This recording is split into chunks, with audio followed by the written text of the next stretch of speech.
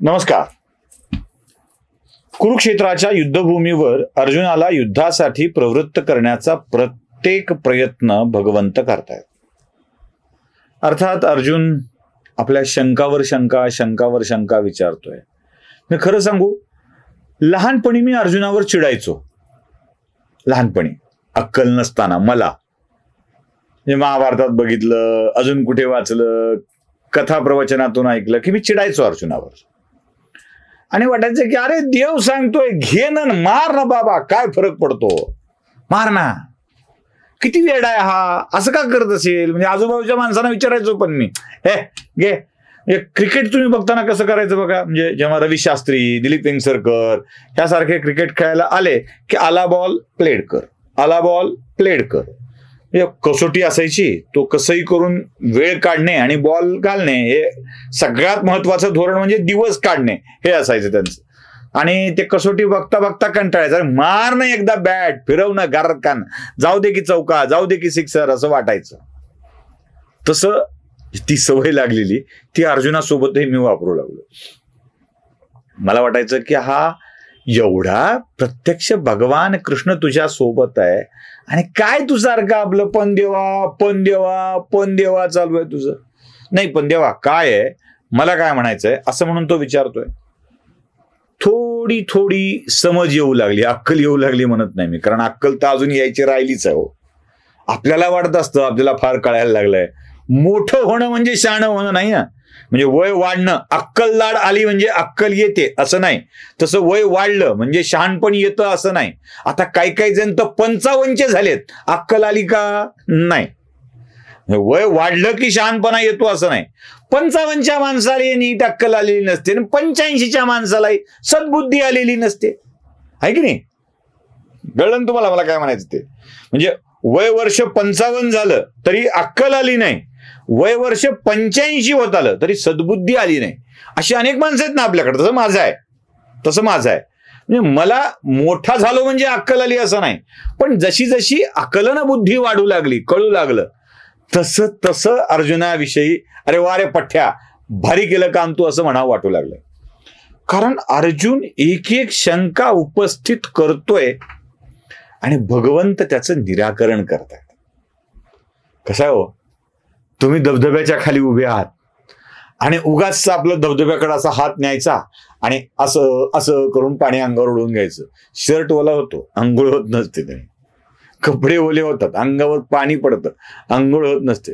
धबधब्याच्या खाली आंघोळ करायची आहे ना, तर सोपा उपाय, कपडे काढा आणि जा धबधब्याच्या खाली, बदा पाणी अंगावर पडू द्या. बघा कसं अंग मोकळं होतं, स्वच्छ आंघोळही होते, खळ वाहणारं पाणी बद अंगावर पडायला लागलं की मोकळं होऊन जातं.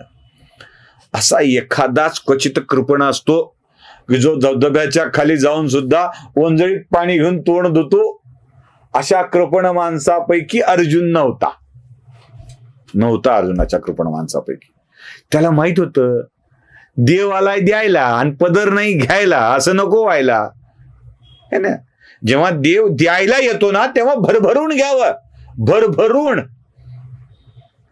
जब भगवान देता है तो छप्पर फाड़ के देता है, असं जेव्हा असतं ना तर आपलं छप्पर फाटू द्यावं. जेवढं काही पडणार आहे ना ते पडू द्यावं आणि मग बघावं काय मजा येते ती. मग ते ज्ञान साठवण्यासाठी 800 खिडक्या 900 दारं उघडावी लागतात सगळ्या मनाची, आणि मग ते साठवून घ्यावं लागतं. तसं अर्जुनाचं आहे. पहिल्यांदा लहानपणी ज्या अर्जुनाचा राग येत होता त्या अर्जुनाच्या विषयी माझ्या मनामध्ये आता मात्र चांगले भाव येऊ लागले. अरे पठ्या, तू विचारतोयस म्हणून तर कळतंय. तुलाही अक्कल दिली देवानी, आम्हालाही ती अक्कल दिली. आता अनेकांना ती कळायला हवी, एवढं मात्र नक्की आहे. ती तर कळेल न कळेल देव जाणो. काही लोकांनी आपल्या पालथा घडा नळाच्या खाली ठेवलेला असल्यावर त्या घड्यावर कितीही पाणी ओतलं तरी काय फरक पडणार आहे, काही मिळत नसतं. तसा अर्जुनाने आत्मा कळलाय, भोग कळलेत, इंद्रिय कळलीत, मन कळलंय, बुद्धी कळलीय आणि या सगळ्याच्या पेक्षा श्रेष्ठ आत्मा कळलाय. हे कळल्यावर अर्जुनाच्या मनातला प्रश्न आहे, देव कसा कळावा? देव कसा कळावा? बर, कळावा तर कळावा, तो प्राप्त कसा होतो? त्याला खुश करण्याचा मार्ग कोणता? आता उत्तराखंड सरकारने केदारनाथला जायला 2 किलोमीटर जवळचा नवा आणि सुरक्षित मार्ग शोधून काढलाय म्हणे. म्हणजे 2 किलोमीटर अंतर वाचणार आहे, जवळून जायचं, सुरक्षित मार्ग आहे, दरड कोसळत नाहीत, अंगावर पाण्यात वाहून जायची पडायची शक्यता कमी, असा एक सुरक्षित मार्ग शोधलाय म्हणे. आता आलंय उत्तराखंड सरकार नवे सुरक्षित मार्ग शोधायला. हेलिकॉप्टरने गेलेलं सोपं राहील का, खेचरावरून गेलेलं सोपं राहील का, डोली करावी का, अजून कोणता मार्ग अवलंबावा, प्रश्न पडतो ना. देवाकडे जाण्याचा मार्ग कोणता? कोणत्या मार्गाने देवाच्याकडे गेल्यावर तो प्रसन्न होईल, आपल्यालाही प्रश्न पडतो ना. मग हेलिकॉप्टरने जर तीर्थयात्रा करून काय फायदा? उडाले, गेले, पोचले, मग जरा घोड्यावर करायची का, मग डोलीत बसून करायची का, मग अजून कशी करायची? अनेक प्रश्न आहेत ना आपल्या मनामध्ये. तसा अर्जुनाच्या मनामध्येही प्रश्न होता. तेव्हा तुझी कशी साधना केली म्हणजे तुझ्यापर्यंत पोहोचता येईल रे? असा कोणता मार्ग आहे जो तुझ्यापर्यंत पोहोचता येऊ शकेल? लहानपणी एक पजल होती बघा आपल्याकडं. एकीकडं ससा असायचा, एकीकडं मध्ये कुठतरी गाजर ठेवलेलं असायचं, आणि योग्य मार्गाने नेऊन सशाला गाजरापर्यंत पोचवा.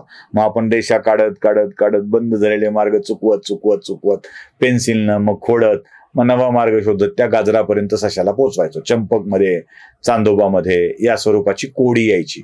वेगवेगळ्या गोष्टीच्या पुस्तकात सुद्धा ही कोडी असायची, आणि मग लहानपणी आपण जायचो.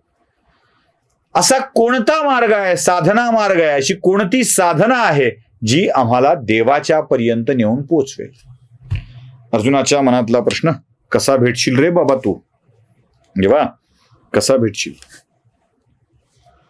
पुन्हा तुझ्या मार्गाने नाही गेलं, भलत्याच मार्गाने गेलो तर दुसरीकडेच जायचो ना, मग काय करणार? बर, त्या काळात, अर्जुनाच्या काळामध्ये हे बाकी कुठले मार्ग नव्हते. म्हणजे बाकी कोणते मार्ग नव्हते त्या काळात. कसं जायचं असा प्रश्न पडणार आहे. म्हणजे सरतन से जुदावाले नव्हते. तोच एकमेव आहे आकाशातला बाप, सरतन से जुदावाले नव्हते. त्यानंतर आकाशातल्या बापालाच शरण जाल तरच तुम्हाला तो शांतता देईल असं म्हणणारे नव्हते. एकमेव देव होता, भगवान कृष्ण होता, त्याची वेगवेगळी रूपं होती. त्याच्यापर्यंत कसं पोचायचं, कसं पोचता येईल? तेव्हा भगवंत त्याला खूप सुरेख उत्तर देतात. याचा विस्तार आपण पुढच्या भागात करूया, कारण हा काही लवकर संपणारा विषय नाहीये. भगवंत उत्तर फार सुरेख देतात. भगवंत म्हणतात, जे ज्याप्रमाणे माझी साधना करतील, अर्जुना, जे ज्याप्रमाणे माझी साधना करतील मी त्यांना त्याच मार्गावर भेटतो. जाओ, कौन से भी रास्ते जाओ, चलो, कुठलाही मार्ग अवलंबो, त्या मार्गावर तुम्हाला तो दिसेल. अपेक्षा एकच आहे, अट एकच आहे, तुम्ही त्याच्या प्राप्तीची मंगल कामना करून निघालेलं असलं पाहिजे. संस्कृतामधलं एक सुभाषित आहे बघा, आकाशात पतितं तोयम यथा गच्छति सागरम सर्वदेव नमस्कारम केशवम प्रतिगच्छति. आकाशातून पडणारं पाणी जसं नद्या, नाले, ओढे यातून जाऊन समुद्रालाच मिळतं ना, तसा कोणत्याही मार्गाने केलेला नमस्कार हा केशवाच्या पर्यंत जाऊनच पोचतो. ईश्वर मार्ग पण सांगतायत, कुठे मिळणार आहे हे पण सांगतायत. अधिक सविस्तर बघूया पुढच्या भागामध्ये. नमस्कार.